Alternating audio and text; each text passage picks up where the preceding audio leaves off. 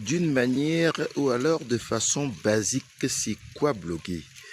Bloguer, c'est produire des contenus numériques sous forme d'articles, comme une rédaction, d'articles de blog, de vidéos, comme celle que je suis en train de faire, de podcasts sous forme d'audio.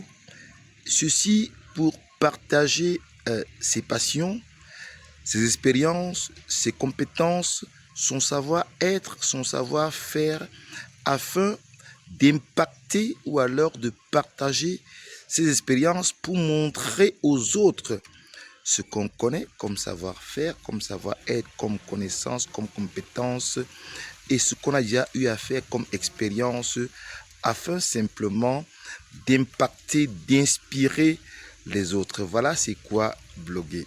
Et évidemment, avec la montée des technologies de l'information et de la communication, on serait tenté de penser que bloguer, c'est une affaire de jeunes. Oh que non.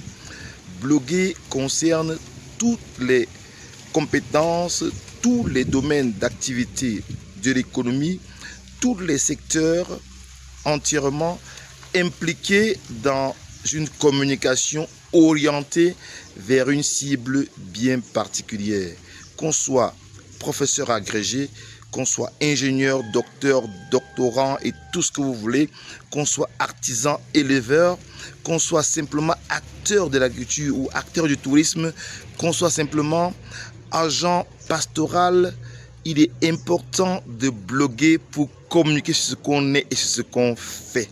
C'est ça, bloguer. Aujourd'hui, on fait un peu l'amalgame entre les influenceurs et les blogueurs. C'est deux métiers louables, deux métiers rentables qui nourrissent leurs hommes et leurs femmes. Le blogueur, ce n'est pas l'influenceur.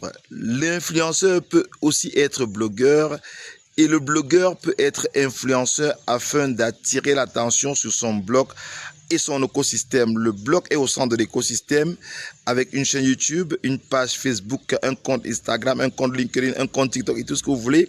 Mais le blog est la base et l'écosystème du business du blogueur. Voilà pourquoi il est important de faire la différence entre être blogueur ou alors être influenceur. Et nous conseillons plutôt de devenir blogueur et non influenceur. Et pourquoi? Nous conseillons d'être blogueur et non influenceur en 2025.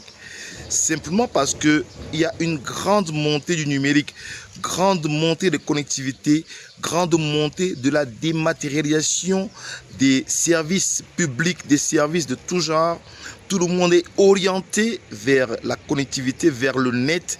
Ça serait un manquement de ne pas être présent sur le média des médias, de ne pas être présent sur Internet au travers d'un blog qui est comme un titre foncier qui vous appartient, mais qui est sur Internet.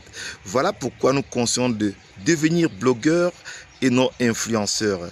Et pour voir la grande différence, vous avez l'information en bas de cette vidéo sur le guide pourquoi devenir blogueur et non influenceur en 2025. Important de savoir, de comprendre que le blogging concerne tous les domaines de compétences, d'activités, d'expériences et même si on est étudiant, on peut bloguer en partageant ses expériences, en partageant son savoir-faire, son savoir-être, les connaissances qu'on transforme en compétences, en aptitudes pratiques avec les autres ingénieurs, avec les autres étudiants, avec les autres doctorants, avec les autres agrégés qui, dans le même domaine que vous, sont à travers le monde et font peut-être le même travail ou alors font plus que vous ou moins que vous. Mon nom est Jocelyn Maglarioumi, tout petit ingénieur de télécommunications, blogueur, youtubeur, enseignant à l'UIT Fosso Victor de Banjul et vacataire dans plusieurs grandes autres écoles.